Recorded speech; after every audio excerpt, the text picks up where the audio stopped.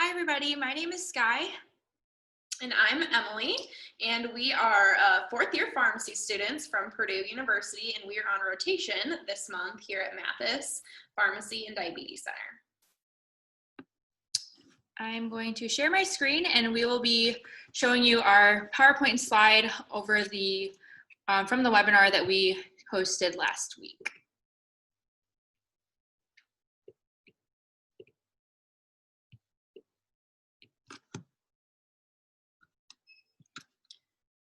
All right, so we're kind of going to go into why flu shots are important and why you should receive them. So to start off, we wanted to give you kind of some statistics on last year's flu season. And last year, less than half of our population received their flu shot. So this graphic kind of shows actually through the years the amount of people that actually get their flu shot. So if you can see, 65 and older, that population tends to be the most likely to receive their flu vaccine. And then that decreases with age with our 18 to 49-year-old population, with being the least likely to receive a flu vaccine. So a few more statistics. So last year, 7.5 million people were infected with the flu. And just to kind of visualize this, that is more than the population combined of Kentucky and Kansas. There were 105,000 hospitalizations, and that's enough people to fill the stadium at U of M. And there were 6,300 deaths that were reported due to the flu. So before we delve into what the flu vaccine is, I kind of just want to revisit what the flu illness is and how exactly we may come in contact with it. So as you all may know, the flu is a contagious respiratory illness, which is caused by the influenza virus. There are many different strains of the virus, but the one that we see annually every year is a combination of both type A and type B influenza viruses. Some of the classic signs and symptoms that you may see or you may have heard of with the flu include fever, chills, and body aches. Those are the three most common, but you also may see a cough, a sore throat, or some fatigue. It's very important to note that the severity as well as the signs or symptoms that patients may see will differ between each patient, but just important to know that those are kind of the signs that are important to look for if you think you may be infected with the flu. The flu itself is spread through respiratory droplets. So this is when a person who's infected with the flu coughs or sneezes without covering their mouth, or even talks or shouts. So anytime that droplets or anything may expel out of an infected person's mouth or their nose, that increases the chance of the flu virus spreading. Typically, the flu season is between October and February or March. It may also extend as late to April or May, depending on how many people are vaccinated with the flu vaccine. We do see some peaks during the flu season. We can see one in December, and we may even see one in February. So that's why it's important that we're recommending that our patients get their flu vaccine the earlier the better, to make sure that we're prepared for those peaks. And lastly, the virus changes every year, so that's why it's important that we're getting our flu vaccine annually every year in and around this time. So Emily will kind of delve into what the vaccine is itself and how it works and why we need to get it every year. Okay, so the vaccine works by introducing a small part of the virus into our bodies. And that small part, it can't grow, it can't replicate, it's already inactivated. And kind of like Sky has already touched on, the experts predict what the strain is going to be each year. So they do all sorts of research into how they're going to make the best vaccine each year that targets the virus appropriately. So like I said, so it introduces our body to what it looks like so it can better fight off the infection if we do happen to get it later on. So this is very similar to a wanted sign in our body, if you will. So we get the vaccine. It's like, hey, this is what the flu looks like. So now our body recognizes it and can better fight it off later. And when we get this vaccine, our body starts creating antibodies or soldiers to fight off this infection. So these soldiers are going to stick around and they're going to keep replicating, and that way later on, if we get the flu, they're already on guard, they are waiting to attack it and help us get over this illness. Okay, so if we haven't already convinced you, I'm going to touch on why it's very important that we are getting our flu vaccine. So like Emily alluded to earlier, getting the flu vaccine can really prevent any hospitalizations or deaths that we may see as a result from the flu illness.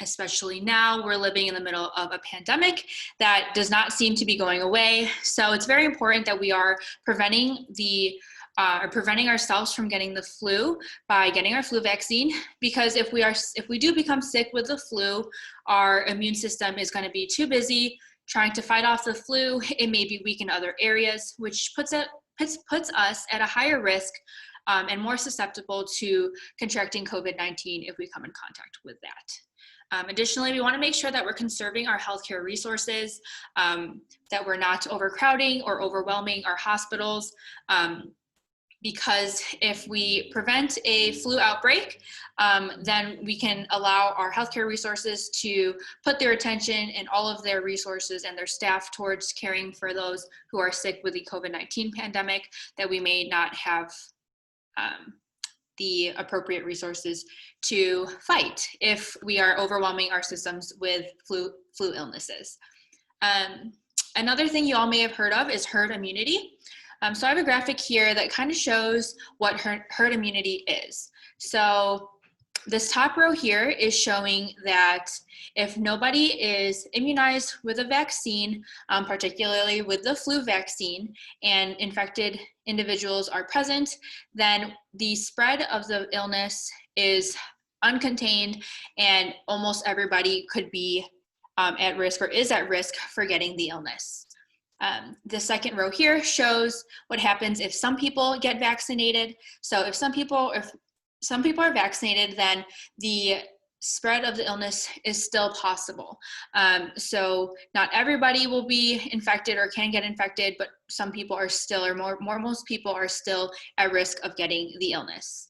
But lastly, in this last row, if most of the population gets immunized, so those who are able to, who are healthy enough, who are old enough to get their flu vaccine do, then we can really help contain that spread of the contagious disease, such as the flu.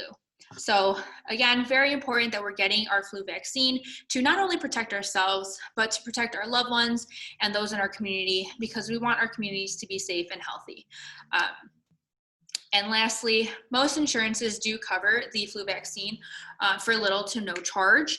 You can call your prescription insurance and figure out where they prefer you to get your flu vaccine, but most insurance companies will cover it wherever, regardless of where you get it, for that little to no charge. Okay, so who should get vaccinated and which vaccine should they receive? So it is recommended that anyone over the age of 6 months should receive the flu vaccine. So there are two different ones. Patients younger than 65 will receive the regular quadrivalent vaccine. And those 65 and older are recommended to receive the high-dose influenza vaccine. This is because our older population is more susceptible, and they tend to, when they are infected, they tend to have more severe symptoms. So this high dose is more potent, and it's going to just help protect them better. Now I know a lot of pharmacies, us included, are having trouble getting this high dose vaccine in, and That's fine. We recommend that if you can't get the high dose vaccine and you're supposed to receive it, that you do just go ahead and get the regular flu vaccine, as we would rather have you receive the regular dose of it than not have any vaccine on board at all. Okay, and as with anything, we want to make sure that what we're recommending to our patients is safe and that our patients are aware of any side effects they may see. However, with the flu vaccine, it's overall very, very well tolerated. Some side effects that patients may see would be fatigue or any soreness or pain in whichever arm that they receive the vaccine in.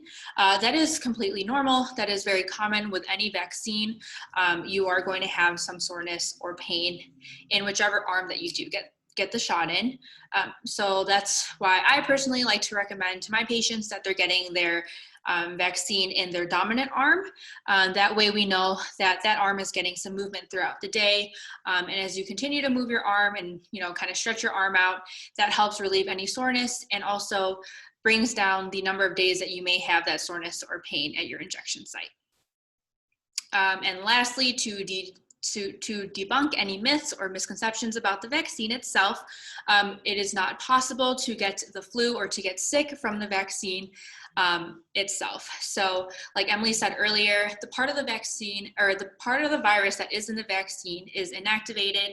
It cannot grow. There's no possible way for it to infect you with the virus itself. Some patients may feel a little bit more tired, a little crummy, they may have a low-grade fever or just overall feelings of sickness shortly after they receive the vaccine, but that is normal.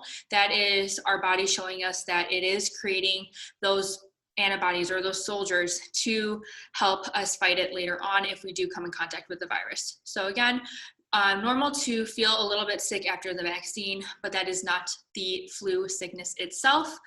Most patients who have felt that sickness after the vaccine and may have gotten sick with the virus itself say that those symptoms that you receive or you may feel after getting the vaccine are nothing compared to the severity of the illness of the flu itself. So again, not possible to get the flu from the vaccine. So that just adds another reason as to why we should be getting it. Okay, and lastly, we just wanted to retouch on where you can receive it. So like we said, we give them right here at Mathis, but if this is not convenient for you, you can also get them at your doctor's office or any other like retail pharmacy that might be closer to you. Alrighty, and this is just a list of resources that we used when we were making our slides, also places that you can go if you had any other questions. But now we will dive into the questions that we received during our live webinar last week.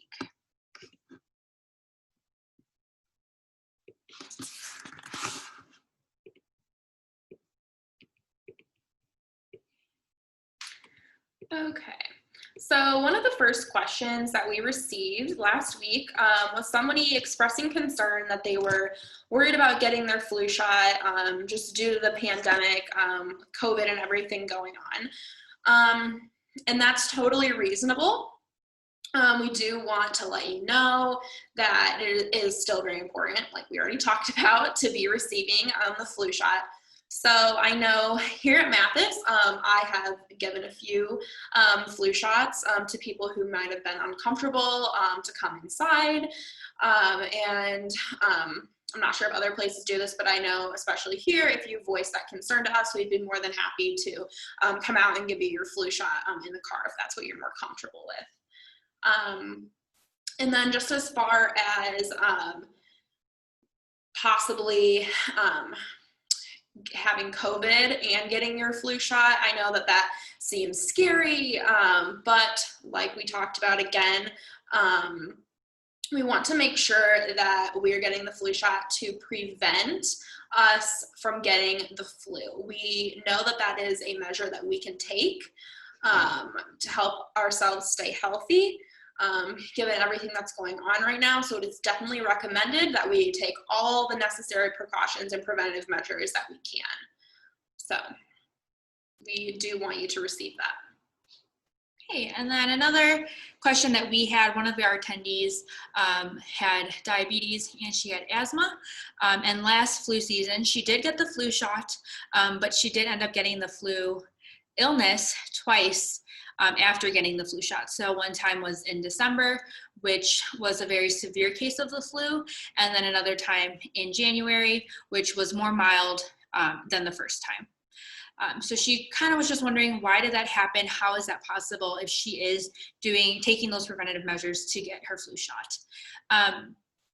So it is ideal for us to say that the flu vaccine should be providing coverage to you for about 2 to 3 months. It's not something that is long term. It's not something that'll protect you for a full year or for like 6 months. The goal with the flu vaccine is that it provides that coverage for about 2 to 3 months. So it is very possible that her body just did not take to the vaccine as we hoped it would. So it didn't create as many soldiers that first time around. And unfortunately, she did end up getting sick with the flu in December. However, important to note that her symptoms were more mild the second time around. And although it is very unfortunate that she did get it twice, the fact that she got it more mildly the second time kind of shows that her body did still have those soldiers, whether it was from the vaccine or from the first time she got the flu. So those soldiers were ready to fight that second time around and really helped her symptoms become more mild that time. So as I said at the beginning, we hope that our vaccine will provide coverage for 2 to 3 months, but it is not something that's long-term. And there is still a slight chance that you may come in contact with the virus and still get sick, but with hopes that if you do get sick, our body can still fight it off and our symptoms will not be as severe if we didn't get our flu vaccine to begin with. Okay.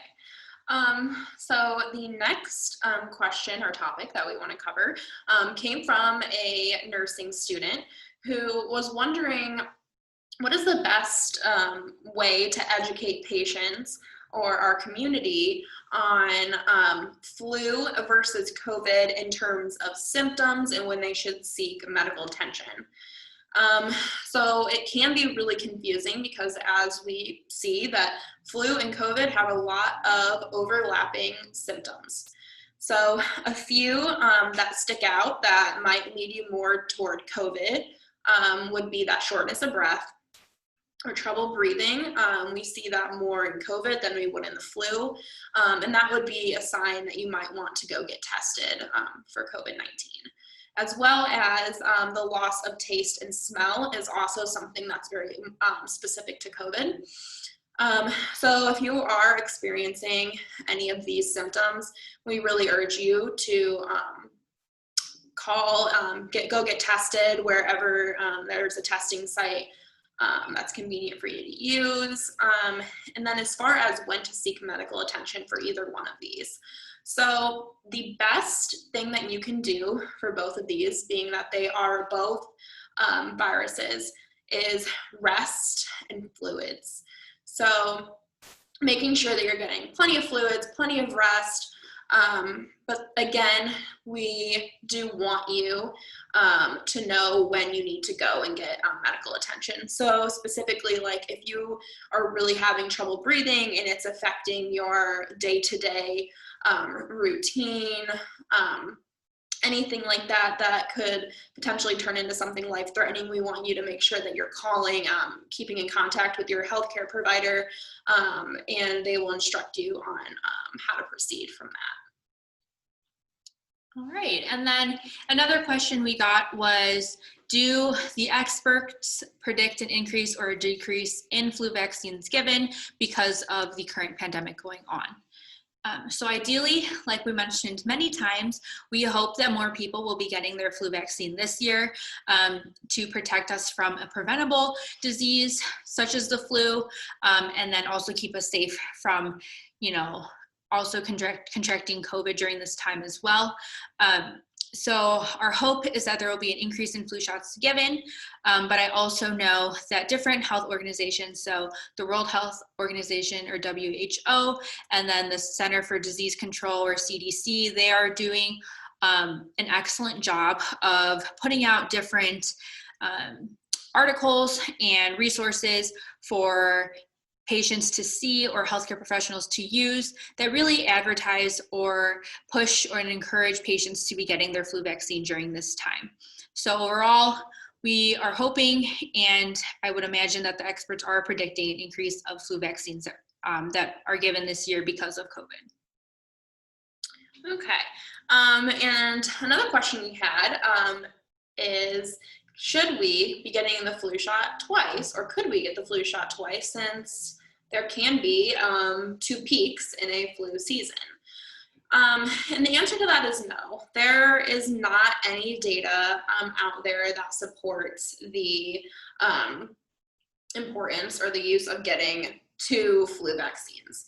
And also your insurance is only going to pay for 1. So it can be not only unnecessary, but it can kind of be, you know, a waste of money for you as well. All right, and then one of the last questions, or a bunch of questions that we got, was for our immunocompromised patients, do we recommend getting it earlier? Additionally, when is the flu vaccine made available, and how late is it available for patients to be getting? So for our immunocompromised patients, so if they have diabetes or any other chronic health conditions, of course, we recommend talking to your doctor before going out and getting your vaccine. However, most doctors, unless there's a complete contraindication to getting your vaccine, will recommend that you are getting it. We personally recommend getting it earlier, so between the beginning to mid-October to be getting your vaccine again, and this is just to prepare you for those peak seasons that we may see in December. We want to give our body enough time to respond to the vaccine and make sure that we have those soldiers on board and ready to fight during those peak seasons. To my knowledge, the flu vaccine is usually, I think every year they try to have it developed by September, whether it's beginning or mid-September. However, most pharmacies will likely receive their orders of the flu vaccine usually beginning of October as well. So right around the time that we recommend anybody to be getting their vaccine, and also for those who are immunocompromised. And lastly, how late is it available? Usually, we'll keep it in the pharmacy until about March. So I work at Walgreens as well, and the latest I've given a flu shot was in March. But usually if our supply is low, or if we run out in the middle or end of March, we will not order any more. And usually manufacturers don't even make the flu vaccine after March anyway. All right, so the last question that we had was about cost. Cost without insurance specifically. I know this is a huge factor for a lot of people, especially right now with COVID. So specifically here at Mathis, it is $25 to receive a flu shot if you do not have insurance. And it's going to differ at different pharmacies. So I just urge you to call and ask if you have concerns or don't have insurance and want to find out a price beforehand. You can also use some discount cards such as GoodRx at some of the larger pharmacy chains, and they can probably get the price down a little bit as well. All right, and that is all the questions that we received during our live webinar last week. We thank you all for watching the video and for joining us as we go over the flu shot and any of the frequently asked questions that we usually get or we may see. We hope that we answered all your questions during this time, but if you had any other ones or any lingering questions, please feel free to call us here at Mathis Pharmacy, or you can leave a comment and we'll be sure to get you your answers. Thanks. Thanks.